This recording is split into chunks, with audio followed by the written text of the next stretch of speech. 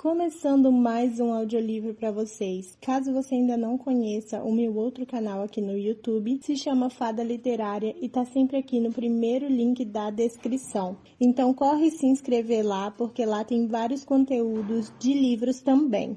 Agora bora lá para a leitura de hoje.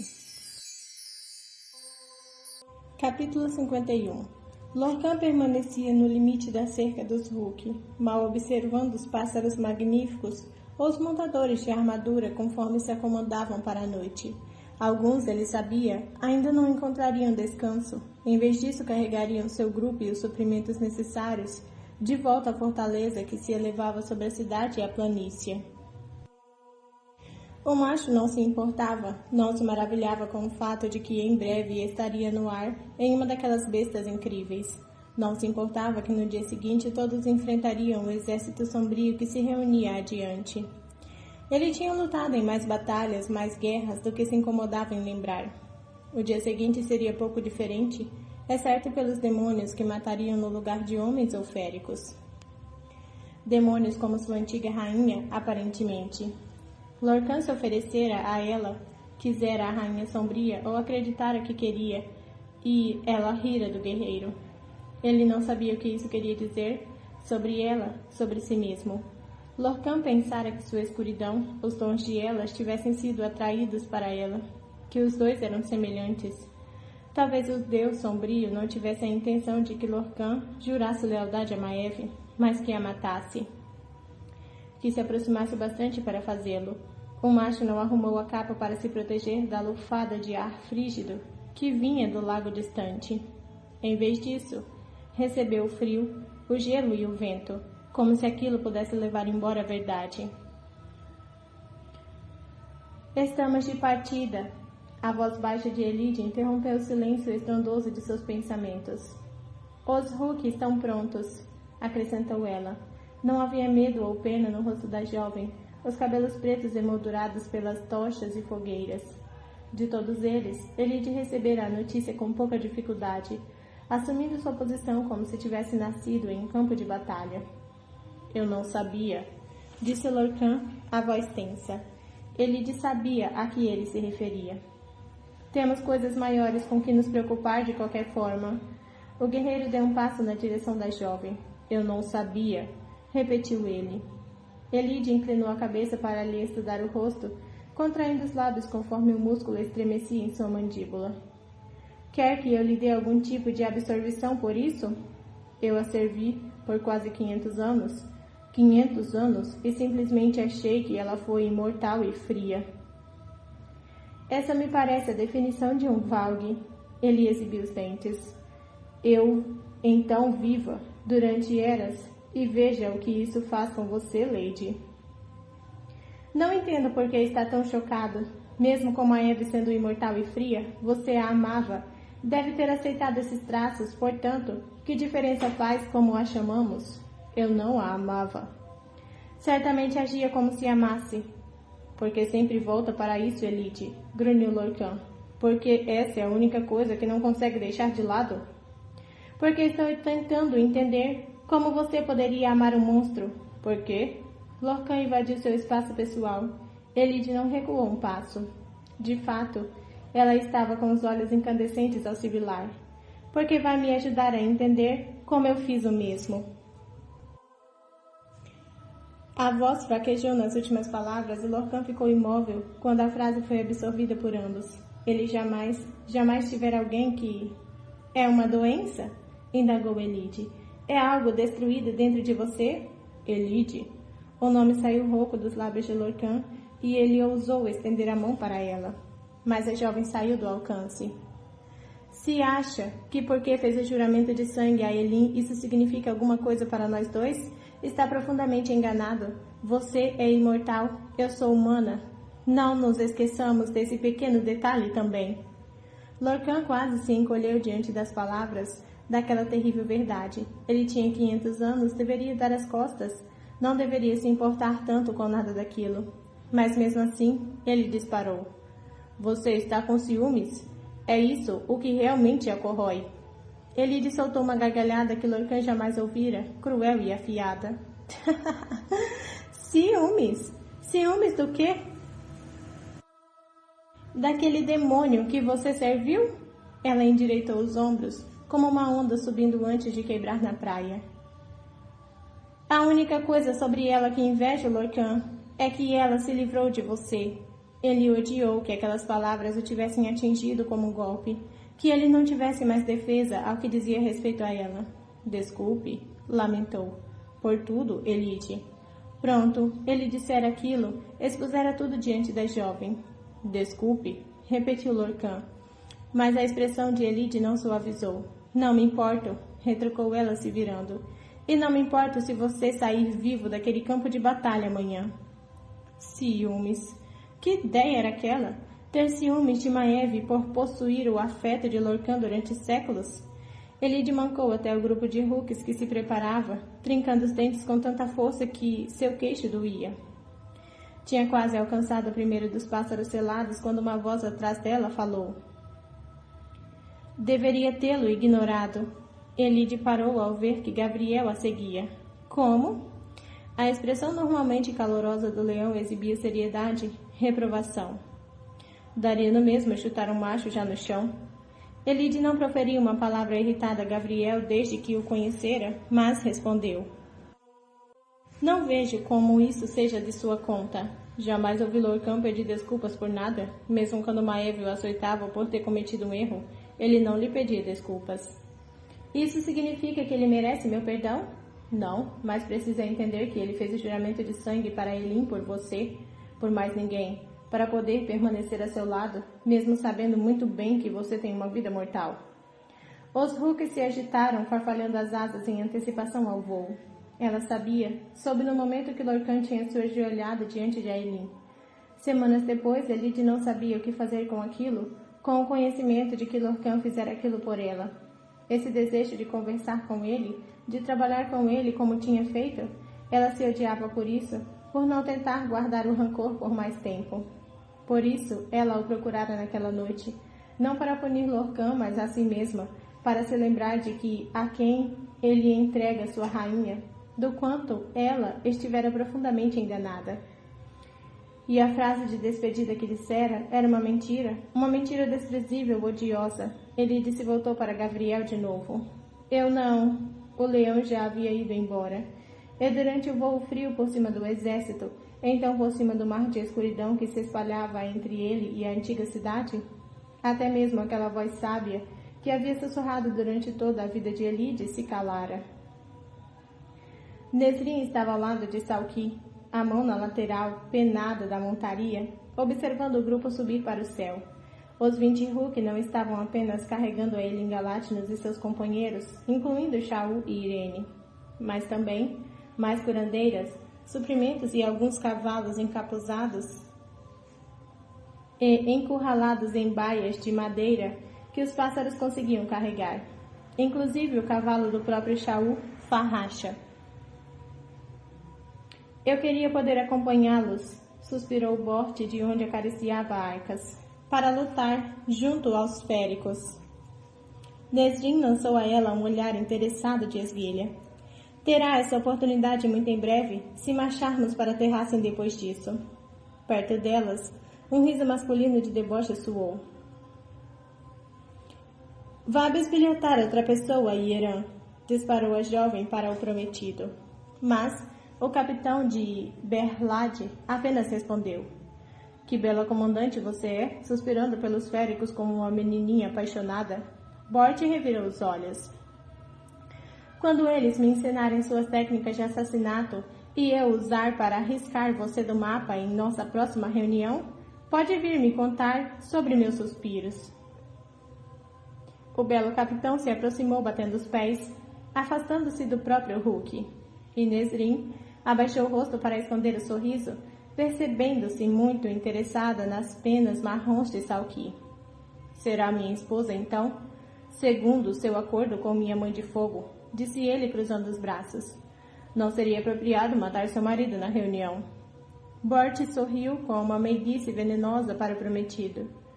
Então vou ter de matá-lo outra hora. Hieran sorriu de volta, o retrato da diversão maliciosa. Outra hora, então, prometeu ele. Nesrin não deixou de notar a luz que brilhou nos olhos do capitão, ou a forma como Bort mordeu o lábio, apenas levemente, perdendo o fôlego. Hieran se aproximou e sussurrou algo ao ouvido de Bort, que fez os olhos da jovem se arregalarem, aparentemente a chocando tanto que quando Hieran caminhou até o Hulk, o retrato da arrogância, Bort corou furiosamente e voltou a limpar seu Hulk. Não pergunte, murmurou ela. Nesrin estendeu as mãos para o alto. Eu jamais faria isso. O rubor de Bort permaneceu durante minutos depois daquilo. O gesto de limpeza parecia quase frenético. Passos tranquilos e graciosos soaram sobre a neve, e Nesrin soube quem se aproximava antes de os Hulks sequer se colocarem em posição de sentido. Não pelo fato de que Sartaq era príncipe herdeiro, mas por ser o capitão de todos os Hulks daquela terra. Não apenas do animal Eridum. Ele os dispensou observando o céu noturno e os Hulk ainda voando protegidos por Rowan Witherton de qualquer flecha inimiga que pudesse esconder o alvo. Sartaq mal havia se aproximado de Nesrin, mas Bort deu tapinhas em Arcas, jogou a escova na sacola de suprimentos e saiu caminhando noite afora. Não para lhes dar privacidade, percebeu Nesrin. Não quando Hieran saiu do lado do próprio Hulk um segundo depois, seguindo a jovem com um andar vagaroso. Bort olhou por cima do ombro uma vez e havia tudo, menos irritação no rosto da jovem, quando esta reparou em Hieran em seu encalço. Sartaq riu. Pelo menos as coisas estão um pouco mais claras entre eles agora. Nesrin bufou uma risada, deslizando a escova sobre a pena de Salki. Estou mais confusa que nunca. Os montadores cujas tendas ficam perto da de Bort não estão. As sobrancelhas de Nesrin se ergueram, mas ela sorriu. Que bom! Para os montadores, mas em relação a eles? A guerra faz coisas estranhas com as pessoas, torna tudo mais urgente. Ele passou a mão pela parte de trás da cabeça de Nesrin, seus dedos se entrelaçando nos cabelos, antes de Sartaq murmurar ao ouvido. Venha se deitar. Calou-se e ascendeu pelo corpo da capitã. Temos uma batalha para travar amanhã de novo, e um dia de morte me faz querer abraçá-la. Falou o príncipe, dando aquele sorriso que a desarmava, contra o qual Nesrin não tinha defesas, principalmente quando ele acrescentou, e fazer outras coisas com você. Seus dedos dos pés se flexionaram dentro das botas. Então me ajude a terminar de limpar Salki. Com isso, o príncipe avançou tão rápido para a escova que Bort descartara que Nesrin gargalhou. Capítulo 52. As Crochan voltaram para o acampamento nas montanhas Canino Branco e esperaram. Manon e as 13 desmontaram das serpentes aladas, algo se revirando no estômago da bruxa a cada passo na direção da fogueira de Glennis. A faixa de tecido vermelho na ponta da trança parecia uma pedra puxando sua cabeça para baixo. Estavam quase na fogueira quando Bronwyn passou a caminhar ao lado de Manon. Asterin e Sorrel, seguindo-a, ficaram tensas, mas nenhuma das duas interferiu, principalmente não quando Bronwyn perguntou: o que aconteceu? Manon olhou de esguelha para a prima. Pedi a todas que considerassem sua posição nesta guerra. Bronwyn franziu a testa para o céu, como se esperasse ver as dentes de ferro ali. E veremos, imagino. Achei que você tivesse ido até lá para reuni-las. Eu fui, começou Manon, exibindo os dentes, para fazer com que elas completassem quem desejam ser. Não achei que dentes de ferro fossem capazes de tal coisa. Asterin grunhiu. Cuidado, bruxa. Bronwyn abriu um sorriso debochado por cima do ombro, então disse a Manon: Deixaram você sair com vida de lá? De fato deixaram. Elas lutaram? Vão se voltar contra Morhat e as outras dentes de ferro? Não sei. Ela não sabia mesmo. Bronwyn se calou durante alguns passos. Manon acabara de entrar no círculo da lareira de Glennis quando a bruxa falou. Não deveríamos ter nos incomodado em ter esperança, então. Como Manon não tinha resposta, ela saiu andando, e as 13 não deram mais que um olhar a Bronwyn. Manon encontrou Glennis mexendo o carvão da fogueira. O fogo sagrado no centro era uma chama reluzente que não precisava de madeira para queimar. Um presente de Brannon, um pedaço da rainha de Terrassen ali. Precisamos partir no meio da manhã de amanhã. Foi decidido. Voltaremos para nossas fogueiras lares, disse a anciã. Manon apenas se sentou na pedra mais próxima, deixando que as 13 fossem catar qualquer comida que conseguissem encontrar. Dorian permanecera com as serpentes aladas. A última vez que ela o vira havia sido alguns minutos antes, enquanto algumas crochas se aproximavam do rei. Ou por prazer ou por informação, Manon não sabia. Duvidava de que ele dividiria a cama com ela tão cedo, principalmente se permanecesse determinado a ir para Morhat. A ideia não parecia aceitável. Acha que as dentes de ferro são capazes de mudar? Perguntou Manon a Glennis. Você sabe a resposta melhor que eu. Ela sabia e não tinha tanta certeza de que gostava da conclusão a que chegaram. Riamon achava que poderíamos? Ela achava que eu poderia? O olhar de Glennis se suavizou. Um toque de tristeza brilhou ali quando a bruxa acrescentou mais uma tora à fogueira. Sua meia-irmã era seu oposto de muitas formas e parecida com seu pai de muitas maneiras. Ela era aberta e sincera e expressava seus sentimentos independentemente das consequências. Impetuosa, alguns diziam. Você pode não saber devido a como elas agem agora, comentou a idosa sorrindo um pouco.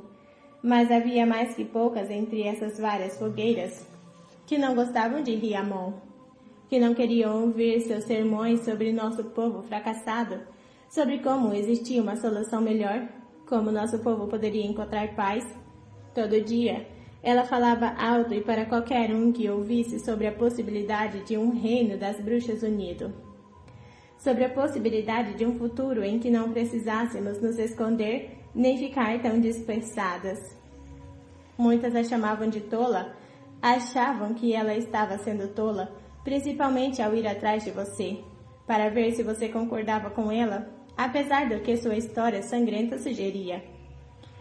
Ela morrera por aquele sonho, aquela possibilidade de um futuro, mas não a matara por causa daquilo. Então, se Riamon achava que as dentes de ferro eram capazes de mudar, continuou Glennis. Ela talvez fosse a única bruxa entre as Crochan que achava isso, acreditava com cada gota de seu ser. O pescoço flácido da mulher estremeceu. Ela acreditava que vocês duas poderiam governar juntas o reino das bruxas, que você lideraria as dentes de ferro e ela as Crochan. E vocês reconstruiriam juntas o que foi fragmentado há muito tempo. E agora só resta eu, equilibrando as duas coisas. Agora só resta você. O olhar de Glennis se tornou direto e impiedoso. Uma ponte entre nós. Manon aceitou o prato de comida que Aster lhe entregou, antes de a imediata se sentar a seu lado. As dentes de ferro vão mudar de lado, você vai ver, encorajou a bruxa. Sorrel resmungou da pedra mais próxima, o desacordo estampado no rosto. A imediata fez um gesto vulgar para a terceira na hierarquia. Elas vão, juro. Glennis ofereceu um leve sorriso, mas Manon não disse nada ao atacar a comida. Tenha esperança, disse ela a Elide tantos meses antes. Mas talvez não houvesse esperança para elas no fim das contas. Dorian ficara perto das serpentes aladas para responder às perguntas das Crochan, que não queriam indagar às 13 o que acontecera no desfiladeiro Férien, ou talvez temessem fazê-lo. Não, um esquadrão não estava se reunindo atrás delas? Não, ninguém a seguira? Sim, Manon falara com as dentes de ferro e pedira que se unissem. Sim, tinham entrado e saído com vida. Sim, ela falara tanto como dentes de ferro quanto como Crochan. Pelo menos Asterin dissera isso a ele durante o longo voo de volta. Falar com Manon, discutir os próximos passos? Dorian não se incomodava com isso, ainda não. E quando a própria Asterin havia se calado, ele passara a se concentrar nos próprios pensamentos, revirando tudo o que vira no desfiladeiro Férien, cada corredor sinuoso e câmara e poço que fedia a dor e medo. O que o pai e Erawan tinham construído, o tipo de reino que Dorian herdara. As chaves de Wyrd se agitaram sussurrando. Ele as ignorou e passou a mão pelo cabo de Damaris. O ouro permanecia quente apesar do frio doloroso. Uma espada que dizia a verdade, sim, mas também um lembrete do que Adelan um dia fora, do que poderia se tornar de novo. Se ele não hesitasse, se não duvidasse de si mesmo, por quanto tempo ainda lhe restasse. Dorian podia consertar aquilo, tudo aquilo. Ele podia consertar aquilo. Damaris se aqueceu como um conforto e uma confirmação silenciosa. O jovem rei deixou a pequena multidão das Crochan e saiu andando para um filete de terra que dava para uma queda mortal e um abismo coberto de rochas e neve. Montanhas brutais ondulavam em todas as direções, mas ele lançou seu olhar para o sudeste, para Morhat, que espreitava muito além da vista. Dorian conseguira se transformar em um corvo naquela noite na floresta de Ellery. Agora supunha que só precisava aprender a voar. Ele buscou aquilo no interior. O turbilhão de poder puro. Calor floresceu dentro de si. Os ossos gemeram. O mundo se ampliou. Dorian abriu o bico e um gasnido rouco saiu de dentro dele. Estendendo as asas pretas, começou a treinar. Capítulo 53. Alguém ateara fogo à sua coxa. Não a Elin, porque a Elin se fora, selada em um sarcófago de ferro e levada além mar. Mas alguém a queimara até o osso, tão completamente que o menor dos movimentos, onde quer que ela estivesse, uma cama, um colchão, fazia dor irradiar pelo corpo todo. Lissandra entreabriu os olhos, um grunhido baixo subindo pela garganta seca. Calma, murmurou uma voz grave. Ela conhecia aquela voz, conhecia o cheiro como um riacho límpido e grama fresca. A Edion. Lissandra soltou os olhos, pesados e ardendo para o som.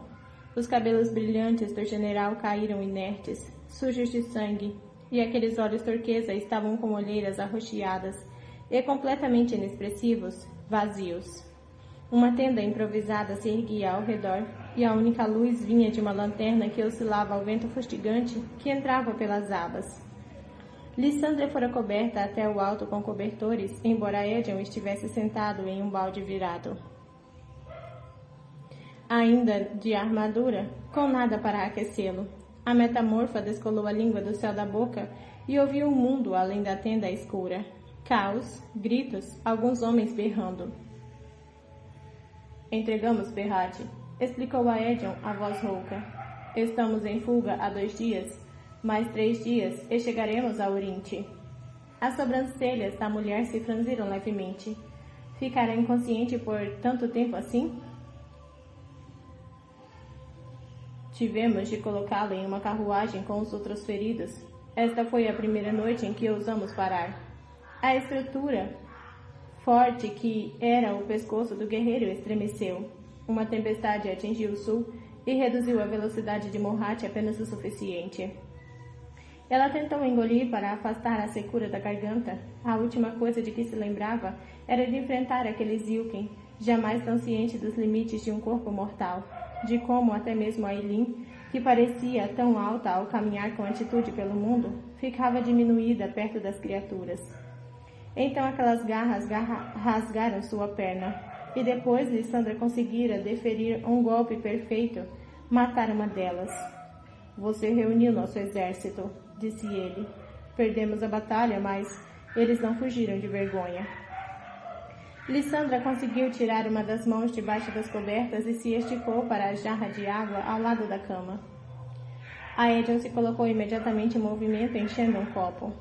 Mas quando os dedos da jovem se fecharam ao redor do recipiente, ela reparou na cor, no formato. Eram suas mãos, o braço também.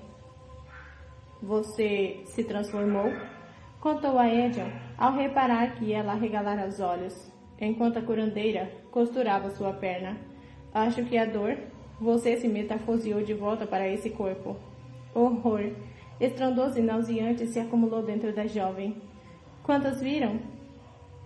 Suas primeiras palavras, cada uma áspera e seca como lixa.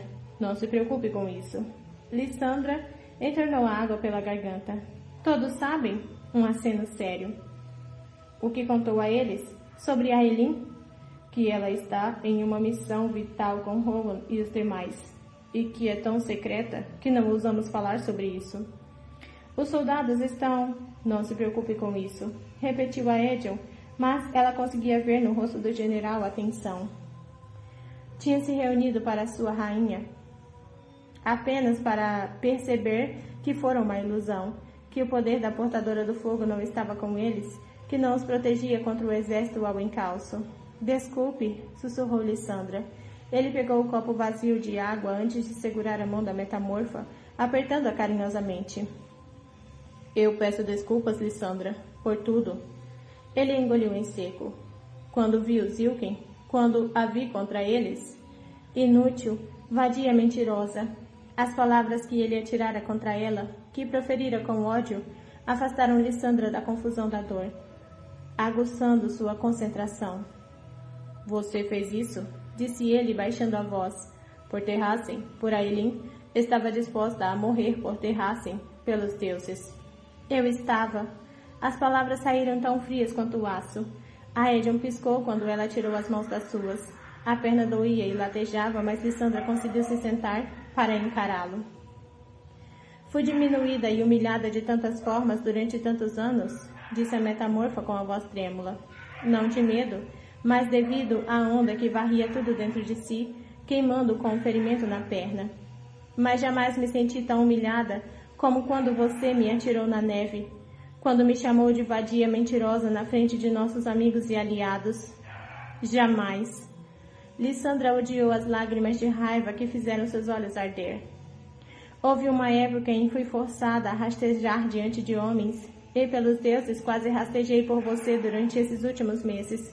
E, no entanto, foi preciso que eu quase morresse para que você percebesse que tem sido um canalha? Foi preciso que eu quase morresse para que você me visse como humana de novo? Ele não escondeu o arrependimento nos olhos. Lissandra passara anos lendo homens e sabia que cada emoção dolorosa no rosto de Aedion era genuína. Mas não apagava o que tinha sido dito e feito. Lissandra levou a mão ao peito bem acima do próprio coração dilacerado. Eu queria que fosse você, disse ela. Depois de Wesley, depois de tudo, eu queria que fosse você. O que a Aelin me pediu para fazer não interferia naquilo. O que ela me pediu para fazer jamais pareceu um fardo, porque eu queria que fosse você no fim das contas mesmo. Lissandra não limpou as lágrimas que escorreram por suas bochechas. E você me jogou na neve. A Edion se colocou de joelhos e pegou sua mão. Jamais deixarei de me arrepender, Lissandra. Jamais esquecerei um segundo disso. Jamais deixarei de me odiar. E estou tão... Não! Ela puxou a mão de volta. Não se ajoelhe. Não se incomode. A metamorfa apontou para as abas da tenda. Não me resta nada a dizer a você, e nem você a mim. Dor, mais uma vez, tomou conta da expressão de Aedion. Mas Lissandra abafou o modo como aquilo a afetava, como a afetava vê-lo se levantar, gemendo baixinho, por conta de alguma dor desconhecida no corpo poderoso. Durante alguns segundos ela apenas a olhou do alto. Então Aedion falou. Fui sincero em cada promessa que lhe fiz naquela praia em Baía da Caveira. E saiu. Aedion passara grande parte da vida se odiando pelas várias coisas que fizera, mas ao ver as lágrimas no rosto de Lissandra por sua causa, ele jamais se sentira mais canalha. Aedion mal ouvia os soldados ao redor, tensos e arredios na neve que soprava entre as tendas rapidamente erguidas. Quanto mais morreriam naquela noite, ele já usava sua patente a fim de conseguir para Lissandra o cuidado dos melhores curandeiros restantes. E ainda não fora bom o bastante. Eles não tinham dons mágicos e, apesar das habilidades de cura mais rápida da metamorfa, ainda havia precisado costurar a perna. E agora, trocavam os curandeiros a cada poucas horas. Felizmente, o ferimento se fechava provavelmente rápido bastante para evitar a infecção. Muitos dos feridos entre eles não podiam dizer o mesmo. Os ferimentos pútridos, o sangue em putrefação dentro de suas veias. Todas as manhãs, mais e mais corpos eram deixados para trás na neve. O solo estava congelado demais e não havia tempo para queimá-los. Comida para as bestas de Erewhon, murmuravam os soldados ao partirem. Poderiam muito bem oferecer uma refeição de graça aos inimigos. Aedion calava aquele tipo de conversa, assim como qualquer tipo de cochicho sobre suas fugas e derrotas. Quando finalmente montaram o acampamento naquela noite, um bom terço dos soldados, inclusive membros da devastação, tinha sido incumbido de várias tarefas para se manter ocupado. para deixar os homens tão cansados depois de um dia de fuga que não teriam energia para resmungar. O general seguiu para a própria tenda, montada logo ao lado do círculo de tendas dos curandeiros, onde Lissandra estava. Dar a ela uma tenda particular fora outro privilégio, conseguido por conta de sua patente. Quase chegara à pequena tenda, não havia sentido em montar a tenda de guerra completa, se fugiria de novo em poucas horas. Quando viu as figuras reunidas na fogueira do lado de fora. Aedion reduziu os passos até uma caminhada altiva. Hen ficou de pé, a expressão tensa sobre o pesado capuz.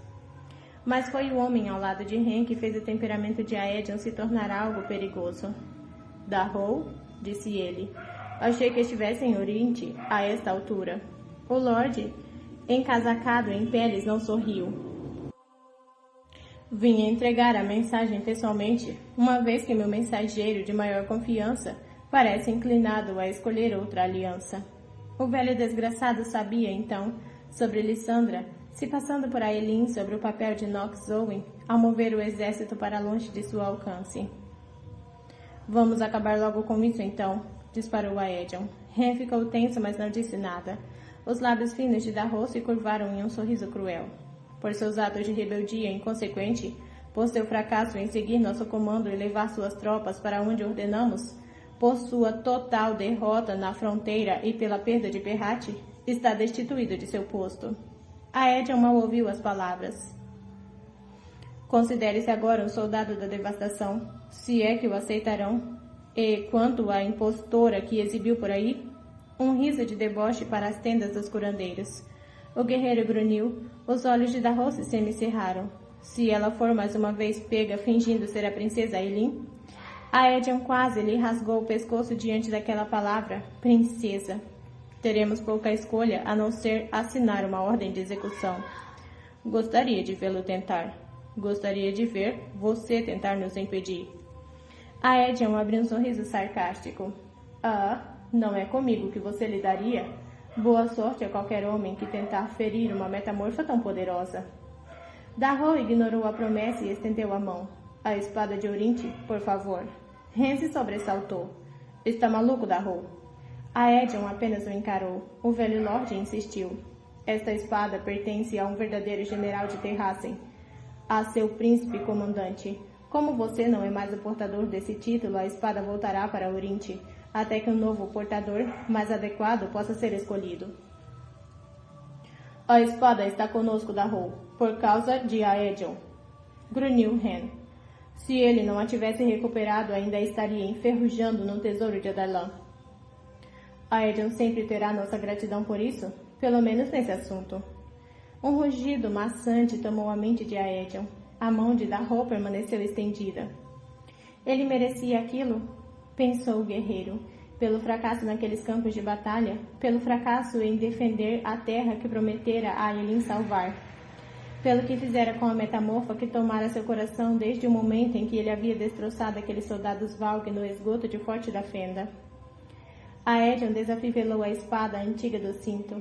Hen emitiu um som de protesto, mas ele ignorou o Lorde e jogou a espada de Orinte para Darrow. A leveza onde a espada estivera o desequilibrou. O velho encarou a arma nas mãos, chegando até mesmo a passar o dedo pelo punho do osso. O desgraçado desprezível mal conseguiu conter o assombro. A espada de Orinte é apenas um pedaço de metal e osso? Sempre foi, disse Aedion simplesmente. É o que a espada inspira no portador que importa, o verdadeiro coração de Terrassen. Que poético de sua parte, Aedion. Foi a resposta de Darrow antes de dar meia volta, seguindo para onde quer que sua escolta estivesse esperando além do limite do acampamento. Seu comandante, Killian, é agora o general da devastação. Reporte-se a ele para receber ordens.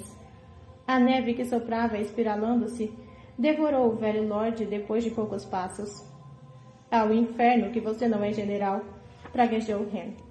Os lordes de Terrassen decretaram, então assim será. Por que não está lutando contra isso? Os olhos do rapaz se incendiaram. Acabou de entregar aquela espada. Estou cagando. Aedion não se incomodou em esconder a exaustão, o desapontamento e o ódio na voz. Que ele fique com a espada e com o exército, estou cagando. Ren não o impediu de se esgueirar para dentro da tenda, e Aedion não voltou a aparecer até a alvorada. Os lordes de Terrácia haviam tirado a espada do general Ashver. A notícia se espalhou de fogueira em fogueira, passando entre as fileiras. O soldado era novo na devastação, fora aceito nas fileiras apenas naquele verão. Uma honra, mesmo com a guerra sobre eles. Uma honra, embora a família do rapaz tivesse chorado ao vê-lo partir. Para lutar pelo príncipe Aedion, para lutar por Terrassen, aquilo valer a pena. O peso de deixar seu lar na fazenda para trás, deixar para trás aquela filha de fazendeiro, de rosto doce que ele jamais tivera chance de sequer beijar. Aquilo valera a pena então, mas não mais. Os amigos que fizeram no meses de treino e luta estavam mortos. Encolhidos em torno da fogueira pequena demais, o soldado era o último deles, dos recrutas de rostos novos, que havia estado tão ansioso para se testar contra os Valg no início do verão. Em pleno inverno, ele agora se chamava de tolo, se é que se incomodava em falar. Palavras tinham se tornado desnecessárias, estranhas, tão estranhas quanto seu corpo semicongelado, que jamais se aquecia, embora ele dormisse o mais perto que ousava da fogueira. Se o sono o encontrava, com os gritos dos feridos e moribundos, com o conhecimento do que os perseguia em direção ao norte, não restava ninguém para ajudá-los, para salvá-los. A rainha que chamavam que estava entre eles era uma mentira. A farsa de uma metamorfa, onde ele em Galátinos lutava, ou que julgara ser mais importante que eles, o soldado não sabia. A noite frígida avançou, ameaçando devorar a pequena fogueira diante de si. O rapaz se aproximou mais da chama, estendendo sobre o manto desgastado cada dor e arranhando o dia latejava. Mas ele não abandonaria aquele exército, não como alguns dos outros murmuravam, mesmo com o príncipe Aedion destituído de título, mesmo com a rainha sumido, não abandonaria aquele exército. Tinha feito juramento para proteger Terrassen, para proteger sua família e o cumpriria, mesmo que agora soubesse que jamais os veria de novo. A neve ainda caía quando voltaram a fugir, e caiu durante os 2 dias seguintes, perseguindo-os para o norte a cada longo quilômetro. O decreto de Darrow teve pouco efeito. Killian recusou-se terminantemente a tomar qualquer decisão sem aprovação de Aedion. Recusou-se a colocar a armadura adequada à patente e recusou-se a ocupar a tenda de guerra. Aedion sabia que tinha conquistado aquela lealdade havia muito tempo, assim como a devastação conquistara a sua. Mas aquilo não o impedia de odiá-la apenas um pouco, de desejar que Killian assumisse de vez. A perna de Lissandra estava curada o suficiente para que cavalgasse, mas o guerreiro pouco a via. Ela se mantinha ao lado de Ren, e os dois viajavam perto dos curandeiros caso os pontos se abrissem. Quando a via, Lissandra costumava olhar com raiva para Aedion, até que ele quisesse vomitar. O terceiro dia, os batedores correram até o grupo, relataram que Morhat avançara e que se aproximava por trás. Rápido. Aedion sabia como aquilo terminaria. Via cada passo arrastado, o rosto faminto a seu redor. Orinte estava a meio-dia de distância. Se fosse sobre terreno tranquilo, poderia ter a chance de chegar e se colocar atrás das muralhas antigas. Mas entre eles e a cidade havia o rio Florine, amplo demais para ser atravessado sem barcos. A ponte mais próxima estava longa demais ao sul para que arriscassem. Naquela época do ano podia ainda não ter congelado, e, mesmo assim, com o rio tão extenso e profundo, a camada de gelo que costumava cobri-lo ia até certo ponto. Para que o exército atravessasse, permitiriam arriscar o colapso do gelo. Havia outros caminhos até Orinte, seguir direto para o norte pelas montanhas galhadas do Cervo, e cortar de volta para o sul até a cidade aninhada ao pé da cadeia rochosa. Mas cada hora de atraso permitia que a horda de Morhat ganhasse vantagem. Aedion cavalgava ao lado de Killian quando Elgan galopou até eles, o cavalo bufando espirais de ar quente no dia de neve intensa. O rio está 16 quilômetros adiante, informou Elgan. Precisamos tomar uma decisão agora. Arriscar a ponte para o sul ou o tempo que levaria para percorrer o lugar, rota até o norte. Ren, percebendo a reunião, avançou com o cavalo. Killian esperou a ordem. Aedion arqueou a sobrancelha. Você é o general? Merda nenhuma, disparou Killian. Aedion apenas se virou para Elgan. Alguma notícia sobre o estado do gelo? Ele sacudiu a cabeça. Nenhuma notícia sobre isso? Ou sobre a ponte? Neve interminável e rodopiante esperava adiante. Aedion não ousou olhar para trás, para as fileiras de soldados que se arrastavam. Ren, tão silenciosamente quanto viera, recuou para onde estivera cavalgando ao lado de Lissandra. Asas bateram em meio ao vento e à neve, então o falcão disparou para o céu. Uma das pernas estranhamente esticada sobre o corpo. Continue cavalgando, foi tudo o que disse Aedion aos companheiros. Lissandra voltou em 1 hora. Ela falou com Ren e apenas com ele, então o jovem lorde saiu galopando até Aedion, onde Killian e Elgan ainda cavalgavam. O rosto de Ren ficara pálido. Não há gelo no Florine, e os batedores de Morhat avançaram, sorrateiros, e destruíram a Ponte do Sul. Então, nos empurrando para o norte, murmurou Elgan. Ren assentiu. E nos alcançarão amanhã de manhã. Não teriam tempo de considerar correr para a entrada norte de Orinte, e com Florine a poucos quilômetros de distância, muito amplo e profundo, para ser atravessado além do frio, demais para que ousasse nadar, e com Morhat cercando-os na retaguarda, estavam completamente encurralados. Capítulo 54. Shaul estava dando uma maçã da própria mão para Farrasha, pois a linda égua preta ficara arredia depois do voo inédito. Parecia que até mesmo o cavalo de Elas podia sentir medo, embora Shaul supusesse que qualquer ser inteligente achasse inquietante estar pendurado a centenas de metros do céu. Outra pessoa poderia fazer isso por você. Recostada contra a parede do estábulo da fortaleza, Irene o observava trabalhar, monitorando cada passo profundamente claudicante. Deveria descansar. Shaul sacudiu a cabeça. Ela não tem ideia do que está acontecendo. Eu gostaria de tentar acalmá-la antes que durma. Antes da batalha do dia seguinte. Antes que conseguisse ter uma chance de salvar Aniele de fato. Ele ainda dirigia tudo o que acontecera nos últimos meses em que estivera fora. As batalhas e as perdas. Aonde Dorian fora com Manon e as 13. Shaul só conseguia rezar para que o amigo fosse bem-sucedido e para que não tomasse para si a tarefa de forjar o fecho.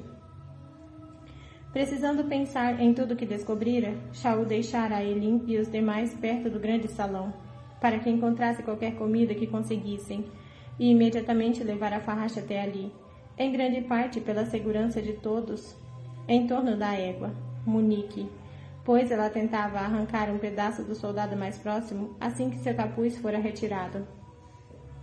Nem mesmo o berrete havia escondido do animal exatamente o que estivera acontecendo com a caixa enorme no qual o prenderam. Mas como Farrasha não arrancou fora a mão de Shaul antes de mordiscar a maçã, ele rezou para que ela o perdoasse pelo voo turbulento. Parte dele se perguntava se a égua sabia que suas costas doíam, que ele precisava da bengala, mas que escolheu estar ali. Shaul passou a mão pela crina ébano da égua. Então deu tapinhas no pescoço forte. Pronta para pisotear alguns brutamontes Valgue amanhã, minha amiga. Farrasha bufou, voltando o olho preto para ele, como se para dizer, você está? Ele sorriu e Irene riu baixinho. Eu deveria voltar para o corredor, comentou a curandeira. Ver quem precisa de ajuda? Mas ela se deteve. Os olhos dos dois se encontraram por cima do dorso musculoso de Farrasha. Shaul deu a volta pelo cavalo, ainda com cuidado para não ser mordido. Eu sei, disse ele em voz baixa. Irene inclinou a cabeça. Sabe o quê? Shaul entrelaçou os dedos de ambos. Então, apoiou as mãos dos dois sobre o abdômen ainda plano da esposa. Ah, foi tudo de que Irene disse, escancarando a boca. Eu? Como? O coração de Shaul galopou. É verdade, então? Os olhos dourados da jovem observaram os dele. Quer que seja? Ele passou a mão pela bochecha de Irene, mais do que eu imaginava. O sorriso da curandeira foi grande e lindo bastante para partir o coração de Shaul. É verdade, sussurrou ela. Quanto tempo? Quase 2 meses. Ele observou a barriga da esposa, o lugar que logo incharia com a criança crescendo ali dentro, seu filho. Estou presumindo que não me contou porque não queria que eu me preocupasse. Irene mordeu o lábio. Algo assim. Ele riu. E quando você começasse a andar se balançando por aí, com a barriga quase explodindo? Irene lhe bateu no braço. Não vou me balançar. Shaul gargalhou e a envolveu em um abraço. Vai se balançar lindamente? Foi o que eu quis dizer. A risada de Irene reverberou em Shaul e ele lhe beijou o alto da cabeça, então a têmpora. Vamos ter um filho? Murmurou ele, contra os cabelos da curandeira. Os braços da jovem se fecharam em torno do marido. Vamos, sussurrou ela. Mas como soube? Meu pai, resmungou Shaul. Aparentemente tem uma capacidade de absorção que eu. Ele sentiu mais do que viu Irene encolher o corpo. Não está com raiva porque não contei? Não. Eu gostaria de ter ouvido de seus lábios primeiro, mas entendo porque ainda não queria dizer nada, por mais bobo que seja. Acrescentou Shaul, mordiscando-lhe a orelha. Irene o cutucou nas costelas e ele riu de novo. Gargalhou, apesar de a cada dia que travava aquela batalha, de a cada oponente que enfrentava, temer cometer um erro fatal, não conseguindo esquecer que caso morresse os levaria com ele. Os braços de Irene o apertaram e ela aninhou a cabeça contra o peito de Shaul. Você vai ser um pai incrível, disse ela baixinho. O mais incrível que já existiu. Isso é de fato um grande elogio vindo da mulher que queria me atirar da janela mais alta da torre alguns meses atrás. Uma curandeira jamais seria tão pouco profissional. Shaul sorriu, então inspirou o cheiro da esposa antes de se afastar e roçar a boca contra a de Irene. Estou mais feliz do que conseguiria expressar, Irene, por compartilhar isso com você. Qualquer coisa que precisar, estou às ordens. Os lábios da jovem se voltaram para cima. Palavras perigosas, mas Shaul passou o polegar pela aliança da curandeira. Precisarei vencer essa guerra rapidamente, então, para poder ter nossa casa construída até o verão. Ela revirou os olhos. Um motivo nobre para derrotar Erawan. Shaul roubou outro beijo de Irene. Por mais que queira mostrar a você o quanto estou às ordens, disse ele contra a boca da curandeira. Tenho outro assunto com que lidar antes de deitar. Irene ergueu as sobrancelhas. Ele fez uma careta. Preciso apresentar a Elinha, meu pai, antes dos dois se esbarrarem. O homem não estivera perto do salão quando o grupo chegara e Shaul ficara preocupado demais com o bem-estar de Farracha para se inclinar em sair atrás do Lorde.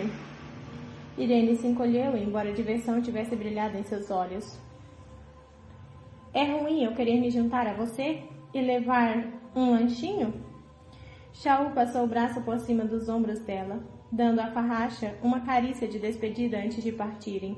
Apesar da bengala, cada passo era tortuoso e a dor nas costas irradiava pelas pernas, mas aquilo era secundário. Tudo aquilo, mesmo a maldita guerra, era secundário em relação à mulher a seu lado, ao futuro que construiriam juntos. Assim como a conversa de Irene com Shaul fora boa, as coisas entre a Eileen Galatnos e o pai do Lorde correram mal. Irene não levou lanches, mas isso se deu apenas porque quando chegaram ao grande salão, interceptaram o pai de Shaul já disparando para o quarto onde a Eileen e os companheiros se recolheram para descansar. Pai, disse Shaul caminhando o passo pesado a seu lado. A curandeira não falou nada ao monitorar os movimentos de Shaul. A dor nas costas deveria ser grande se ele mancava tão intensamente. Mesmo enquanto a magia da esposa se recuperava, Irene não fazia ideia de onde Shaul deixara a cadeira se fora esmagada sobre escombros caídos. Ela rezava para que não. Você não se incomodou em me acordar quando a rainha de Terrassen chegou ao meu castelo? Esbravejou o pai. Não era uma prioridade. Shaul parou diante da porta que dava para o pequeno aposento que fora desocupado para o uso da rainha e bateu. Um resmungo foi a única confirmação antes que ele abrisse a porta com o ombro apenas o suficiente para passar a cabeça. Meu pai gostaria de vê-la, disse Shaul para quem quer que estivesse lá dentro, provavelmente a rainha. Silêncio, então farfalhar de roupas e passos. Irene se manteve para trás quando Aelin Galate nos apareceu. O rosto e as mãos limpos, mas as roupas ainda sujas. A seu lado se encontrava aquele guerreiro férico alto de cabelos prateados, Rowan Witherton, do qual a realeza falara com tanto medo e respeito meses antes. No quarto, Lady Elidia estava sentada contra a parede mais afastada, com uma bandeja de comida próxima, enquanto o gigantesco lobo branco estava esparramado no chão monitorando com os olhos semiabertos. Era um choque ver a metamorfa, perceber que os féricos podiam ser poderosos e antigos, mas que ainda tinham um pé na floresta. A rainha, ao que parecia, preferia aquela forma também, as orelhas delicadamente pontiagudas meio escondidas pelos cabelos soltos. Atrás dela, não havia sinal do guerreiro melancólico de cabelos dourados, Gavriel, nem do guerreiro completamente apavorante, Lorcan, graças a Silba por aquilo, pelo menos. Aelin deixou a porta aberta, embora os dois membros da corte estivessem permanecido sentados, entediados quase. Ora, ora! Foi tudo o que a rainha disse ao sair para o corredor. O pai de Shaul olhou para o príncipe guerreiro ao lado de Aelin, então virou a cabeça para o filho e falou: Presumo que os dois tenham se conhecido em Wendley, depois que você a mandou para lá. Irene ficou tensa diante da provocação na voz do homem. Canalha, um canalha horrível. Aelin emitiu um estalo com a língua. Sim, vamos tirar tudo isso do caminho, embora eu não ache que seu filho esteja arrependido, não é? Os olhos se voltaram para Irene, que tentou não se encolher diante daquele olhar turquesa e dourado, diferente do fogo que ela vira naquela noite em Niche, mas ainda cheio de uma atenção aguçada. Diferentes, as duas estavam diferentes das jovens que foram. Um sorriso curvou a boca da rainha. Acho que ele se saiu bem o bastante. Ela franziu a testa para o consorte. Irene, pelo menos, não parece ser do tipo que rouba o cobertor e ronca no ouvido do outro a noite toda.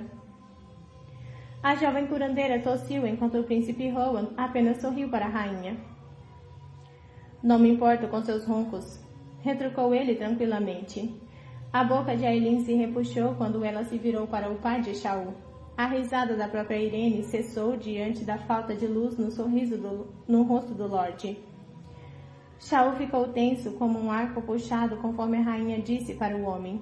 Não desperdice o fôlego com provocações. Estou cansada e faminta, e não vai acabar bem para você. Esta é minha fortaleza. Aelin olhou dramaticamente para o teto, as paredes e o chão. É mesmo? Irene precisou abaixar a cabeça para esconder o sorriso, assim como Shaul. Creio que não ficará em nosso caminho, continuou a rainha. Uma linha desenhada na areia. O fôlego de Irene ficou preso na garganta. O homem simplesmente retrucou. Da última vez que verifiquei, você não era a rainha de Adarlan. Não, mas seu filho é mão do rei, o que significa que ele está acima de você. Aelin sorriu para Shaul com uma meiguice terrível. Não contou isso a ele? Irene e Aelin não eram mais as jovens que tinham sido em Niche, sim, mas aquele fogo selvagem ainda permanecia no espírito da rainha. Fogo selvagem como um toque de insanidade. Shaul deu de ombros. Imaginei que contaria quando chegasse o momento. O pai o encarou com raiva. O príncipe Rowan, no entanto, se dirigiu ao homem. Você defendeu e preparou seu povo de forma admirável. Não temos planos de tirar isso de você. Não preciso da aprovação de trogloditas féricos, replicou o Lorde com escárnio. Aelin deu tapinhas em um dos ombros de Rowan. Troglodita? Gostei disso. Melhor que buzarda, não? Irene não fazia ideia do que a rainha estava falando, mas conteve a gargalhada mesmo assim. Aelin esboçou uma reverência debochada para o Lorde de Aniele. E com essa linda observação de despedidas, vamos voltar para terminar nosso jantar. Aproveite a noite, nos veremos nas ameias amanhã e, por favor, vá para o inferno. Então a rainha se virou, guiando o marido para dentro com a mão, mas não antes de lançar um sorriso por cima do ombro para Irene e Shaul, e dizer com os olhos brilhando com alegria e acolhimento dessa vez: "Parabéns!" Como ela sabia, Irene não fazia ideia, mas os féricos tinham um olfato sobrenatural. A curandeira sorriu mesmo assim ao fazer uma reverência com a cabeça. Logo antes de Aelin bater a porta na cara do Lorde de Aniele, Shaul se virou para o pai, qualquer indício de diversão sabiamente escondido. "Bem, você a viu?" O homem estremeceu com o que Irene achou ser uma combinação de ódio e humilhação, então saiu batendo os pés. Foi uma das melhores coisas que ela já testemunhara. Pelo sorriso de Shaul, a jovem sabia que o marido achava o mesmo. "Que homem horrível!" Ele determinou a coxa de frango e entregou outra para Fênix, que tinha voltado à forma férica. Ele avançou na carne com um grunhido de agradecimento. "Coitado do Lorde Shaul!" Aelin, recostando-se contra a parede e esticando as pernas doloridas diante do corpo, terminou a própria porção de frango e atacou um pedaço de pão preto. "Coitado de Shaul, coitado da mãe, coitado do irmão, coitado de todos que precisem lidar com ele." Na única e estreita janela do aposento, monitorando o exército sombrio a centenas de metros abaixo, Rowan debochou. "Você estava com um humor raro esta noite." Aelin o cumprimentou com um pedaço de pão de aveia denso. "Qualquer um que irrompa meu jantar arrisca pagar o preço." Rowan revirou os olhos, mas sorriu, exatamente como Aelin o vira fazer quando os dois sentiram o cheiro do que estava em Irene, do filho nela. Ela estava feliz pela curandeira, pelos dois. Shaul merecia aquela alegria, talvez mais que qualquer um, tanto quanto seu parceiro. Aelin não deixou os pensamentos divagarem, não ao terminar o pão e ir até a janela, recostando-se contra Rowan. Ele passou o braço em torno dos ombros da parceira, casual e tranquilo. Nenhum deles mencionou Maeve. Ele e Fênix continuaram comendo em silêncio, dando aos dois a privacidade que podiam no pequeno quarto vazio que compartilhariam. Passando a noite em sacos de dormir, o Lorde de Aniele, ao que parecia, não compartilhava do apreço da rainha por luxo, ou confortos básicos para os convidados, como banhos quentes ou camas. "Os homens estão apavorados", comentou Rowan, olhando para os andares da fortaleza abaixo. "Dá para sentir o cheiro." "Eles têm mantido a fortaleza há dias, sabem o que os esperam ao alvorecer." "Seu medo?" começou Rowan, a mandíbula se contraindo. "É prova de que não confiam em nossos aliados, prova de que não confiam no exército do Kagan para realmente o salvar. Isso resultará em lutadores descuidados. Pode criar uma fraqueza quando não deveria haver uma." "Talvez você devesse ter avisado a Shaul", observou Aelin. "Ele poderia ter feito um discurso de motivação. Tenho a sensação de que Shaul já fez vários. Esse tipo de medo apodrece a alma." "O que pode ser feito a esse respeito, então?" Rowan sacudiu a cabeça. "Não sei." Mas Aelin sentiu que ele sabia. Sentiu que ele queria dizer algo mais e que foi impedido, ou pela companhia presente, ou por algum tipo de hesitação. Então ela não insistiu e observou as ameias com soldados patrulhando, com o exército sombrio e amplo além delas, urros e uivos tomando a noite. Sons tão sobrenaturais que causavam tremor em sua espinha. "Uma batalha em terra é mais fácil ou pior que uma no mar?" perguntou Aelin, ao marido, ao parceiro, olhando para o rosto tatuado. Ela enfrentara somente os navios em Baía da Caveira, e mesmo aquilo terminava relativamente rápido, e contra os Yūken que os encurralaram nos pântanos de pedra, fora mais um extermínio que qualquer outra coisa. Não o que os aguardava no dia seguinte, não que seus amigos tinham combatido no mar estreito enquanto Aelin e Manon estavam no espelho e então com Maeve na praia. Rowan refletiu. São igualmente caóticas, mas de formas diferentes. "Prefiro lutar em terra", grunhiu Fênix. "Por que ninguém gosta do cheiro do cachorro molhado?" perguntou Aelin por cima do ombro. O macho gargalhou. "Exatamente por isso." Pelo menos ele sorria de novo. A boca de Rowan se contraiu, mas os olhos estavam ríspidos observando o exército inimigo. "A batalha de amanhã será igualmente brutal", comentou ele. mas o plano é sólido. Estariam nas ameias com Shaul, preparando-se para qualquer manobra desesperada que os soldados de Morhat pudessem tentar quando se virassem cercados e esmagados pelo exército do Khadr. Elide estaria com Irene e as outras curandeiras no grande salão, ajudando os feridos. Onde Lorcan e Gavriel estariam, Ailin só podia adivinhar. Ambos tinham se dispersado ao chegar. O segundo fora vigiar algum lugar, enquanto o primeiro devia estar emburrado. Mas provavelmente logo lutariam a seu lado. Como se os pensamentos o tivessem convocado, Gavriel entrou no quarto discretamente. O exército parece bastante quieto, avaliou ele à guisa de cumprimento. Então, sem cerimônias, se sentou no chão do lado de Fênix e puxou o prato de frango para si. Os homens estão cheios de medo. Dias defendendo essas muralhas os esgotaram.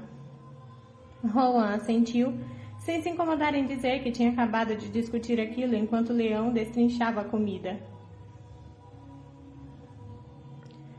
Precisaremos nos certificar de que não recuem amanhã, então. De fato. Eu estava me perguntando, disse Elide depois de um momento a nenhum deles em particular. Considerando que Maeve é uma impostora quem governaria Doranelli, se ela fosse banida com todos os outros Valgyn. Ou se fosse carbonizada, murmurou Fênix. Ailin poderia ter dado um sorriso sombrio, mas a pergunta de Elide lhe calou fundo. Gavriel apoiou o frango lentamente. O braço de Rohan se abaixou dos ombros da rainha e os olhos verde-pinhos se arregalaram. Você? Ailin piscou. Há outros da linhagem de Mabi, Galan ou Aedion.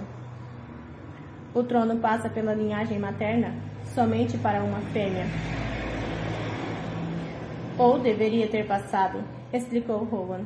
Você é a única fêmea com direito e indissolúvel à linhagem de Mabi. É sua casa, Rohan, lembrou Gavriel. Alguém em sua casa teria direito à metade de mora do trono. Slane iria para ela. Mesmo como príncipe, a ancestralidade que ligava o próprio Rohan, a linhagem de Mora, tinha se diluído ao ponto de estar apenas no nome. Ailin era a parente mais próxima de Elide, provavelmente de Shaul também, que de Rohan, apesar da ancestralidade distante. Bem, Selene pode ficar com o trono, declarou a rainha, limpando das mãos uma poeira inexistente. Doranelli é dela. Ailin não colocaria os pés naquela cidade de novo, com ou sem Maeve. Não tinha certeza se isso a tornava uma covarde.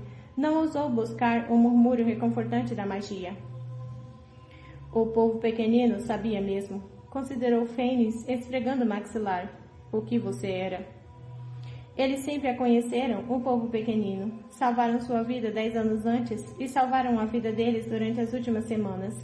Eles a conheciam e tinham deixado presentes para ela, tributos, pensara Elin, para a herdeira de Branon, não para a rainha férica do Ocidente, murmurou Gavriel. Silêncio. Isso é um título de verdade? Perguntou a Elin. Agora é? Murmurou Fênix, enquanto a Elin lhe lançava um olhar. Com Selene como rainha férica do Oriente, refletiu Rohan. Ninguém falou por um bom minuto. Ailin suspirou para o teto. O que é mais um título chique, imagino? O grupo não respondeu e ela tentou não deixar que aquele título se assentasse pesado demais. Tudo que implicava que ela poderia não apenas cuidar do povo pequenino naqueles continentes, mas com a equipe, começar uma nova terra natal para qualquer férico que pudesse querer se juntar a eles. Para qualquer um dos féricos que tivesse sobrevivido ao massacre em Terrassen 10 anos antes, e talvez quisesse voltar. Um sonho de tolo, um que ela provavelmente não veria, não criaria. A rainha férica do Ocidente, disse a Elin, saboreando as palavras na língua, perguntando-se por quanto tempo poderia se chamar assim. Pelo silêncio pesado, ela sabia que seus companheiros contemplavam o mesmo. E pela dor nos olhos de Rohan, o ódio e a determinação, ela sabia que ele já calculava se aquilo poderia, de alguma forma, poupá-la do altar sacrificial. Mas isso viria mais tarde, depois do dia seguinte, se sobrevivessem. Havia um portão e a eternidade jazia além do arco preto. Mas não para ela? Não. Não haveria um além-mundo para ela. Os deuses tinham construído outro caixão, dessa vez confeccionado daquela pedra escura e reluzente. Pedra que seu fogo jamais conseguiria derreter, jamais perfuraria. A única forma de escapar seria se tornar aquilo, se dissolver naquilo como a espuma do mar em uma praia. Cada fôlego era mais curto que o anterior. Não tinha colocado nenhum buraco naquele caixão. Além do confinamento próprio, ela sabia que havia um segundo caixão ao lado. Sabia porque os gritos abafados ali dentro ainda a alcançavam. Duas princesas, uma dourada e uma prateada, uma jovem e uma antiga, ambas o custo de selar aquele portão pela eternidade. O ar acabaria em breve. Ela já perdera muito ao raspar freneticamente a pedra. As pontas dos dedos pulsavam, onde ela quebrara unhas e rasgara a pele. Aqueles gritos de mulher ficaram mais próximos. Ela deveria aceitar aquilo, receber aquilo. Apenas, quando o fizesse, a tampa se abriria. O ar estava tão quente, tão precioso, ela não conseguia sair. Não conseguia sair. A Eileen se obrigou a acordar. O quarto permanecia escuro. A respiração profunda dos companheiros seguia constante. Ar fresco, livre. As estrelas eram visíveis pela janela estreita. Nenhum caixão de pedra de Weird, nenhum portão pronto para devorá-la inteira. Mas a Eileen sabia que estavam observando. De alguma forma, aqueles deuses malditos, mesmo ali, estavam observando, esperando. Um sacrifício era tudo o que era para eles. Nausear revirou seu estômago, mas ela ignorou aquilo. Ignorou os tremores que ondulavam pelo corpo, o calor sobre a pele. A Eileen se virou de lado, aninhando-se para mais perto do calor sólido de Rowan. Os gritos abafados de Helena ainda ecoavam em seus ouvidos. Não, ela não ficaria indefesa de novo. Capítulo 55.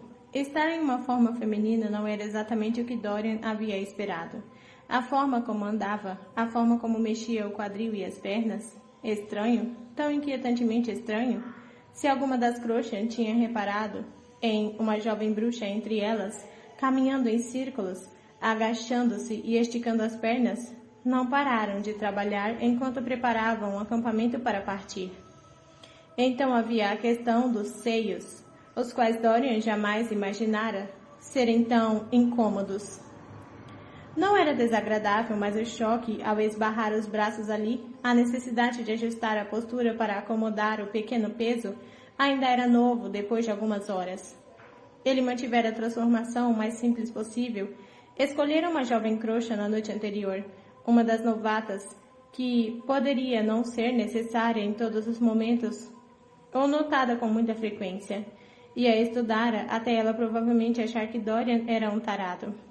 Naquela manhã, a imagem do rosto e da silhueta da jovem ainda estava plantada em sua mente, e Dorian fora até o limite do acampamento e simplesmente a desejara.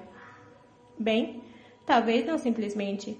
A metamorfose ainda não era uma sensação completamente prazerosa, enquanto os ossos se ajustavam. O couro cabeludo formigava com os cabelos castanhos longos que cresciam em ondas reluzentes, e o nariz coçava ao ser modificado novamente em uma delicada curva. Durante longos minutos, Dorian apenas olhara para si mesmo, para as mãos delicadas, os pulsos menores. Incrível. Quanta força os músculos ossos continham, algumas batidinhas sutis entre as pernas lhe informaram o suficiente sobre as mudanças na região. Então ele permanecera no mesmo lugar durante as 2 horas seguintes, aprendendo como o corpo feminino se movia e funcionava, completamente diferente de aprender como um corvo voava, como dominava o vento. Ele achava que sabia tudo sobre o corpo feminino, como fazer uma mulher ronronar de prazer, mas estava, em partes, tentando a encontrar uma tenda e aprender uma primeira mão qual era a sensação de algumas coisas. Não era um uso eficiente de seu tempo, não com o acampamento se preparando para partir. As 13 estavam ansiosas, ainda não tinham decidido onde ir, e não tinham sido convidadas a viajar com as Crochan para qualquer uma das forgueiras de seus lares. mesmo a de Glennis. Nenhuma, no entanto, olhara quando Dorian passara. Nenhuma o reconhecera. Ele acabara de completar outro circuito de caminhada na pequena área de treino quando se deparou com Manon, os cabelos prateados oscilando. Ele parou, sem passar de uma sentinela croxa e cautelosa, e a observou sair batendo os pés em meio à neve e à lama, como se fosse uma lâmina cortando o mundo. Manon quase parou direto pela área de treino, mas então ficou imóvel. Lentamente ela se virou, suas narinas se dilatando. Aqueles olhos dourados o percorreram ágil e rispidamente. As sobrancelhas de Manon se franziram. Dorian apenas deu a ela um sorriso preguiçoso em resposta. Então a bruxa caminhou até ele. Fica surpresa por não estar se apalpando. Quem disse que já não fiz isso? Outro olhar de avaliação. Achei que você escolheria uma forma mais bonita. Ele franziu a testa para o próprio corpo. Acho que ela é bem bonita. A boca de Manon se contraiu. Imagino que isso queira dizer que você está prestes a ir para Morhat. Por acaso eu disse isso? Dorian não se incomodou em parecer agradável. Manon deu um passo em sua direção, exibindo os dentes. Naquela forma, ele era mais baixo que ela. Dorian odiou a excitação que disparou por seu corpo quando a bruxa se aproximou e grunhiu para ele. Já temos muito com que lidar hoje, príncipezinho. Por acaso parece que estou no seu caminho? Manon abriu a boca, depois a fechou. Dorian soltou uma gargalhada baixa e fez menção de se virar. A mão com a ponta de ferro lhe segurou o braço. Estranho, aquela mão parecer grande em seu corpo. Grande, em vez de coisa fina e letal com a qual ele se acostumara. Os olhos dourados da bruxa se incendiaram. Se quer uma mulher de coração mole que vai chorar pelas escolhas difíceis e no fim recuar, então está na cama errada. Não estou na cama de ninguém agora. Ele não fora para a sua tenda em nenhuma daquelas noites, não desde a conversa em Ellery. Manon aceitou a réplica sem nem mesmo estremecer. Sua opinião não importa para mim. Então por que está parada aqui? De novo, ela abriu e fechou a boca. A seguir grunhiu. Saia dessa forma. Dorian sorriu de novo. Não tem coisas melhores a fazer no momento, Vossa Majestade? Ele realmente achou que Manon projetaria aqueles dentes de ferro e rasgaria seu pescoço. Uma parte de Dorian queria que ela tentasse. Ele até mesmo chegou a passar uma daquelas mãos fantasmas pelo maxilar da bruxa. Acha que não sei por que você não quer que eu vá para Morhat? Dorian poderia ter jurado que Manon havia tremido. Poderia ter jurado que ela arqueara o pescoço apenas um pouco, inclinando-se na direção daquele toque fantasma.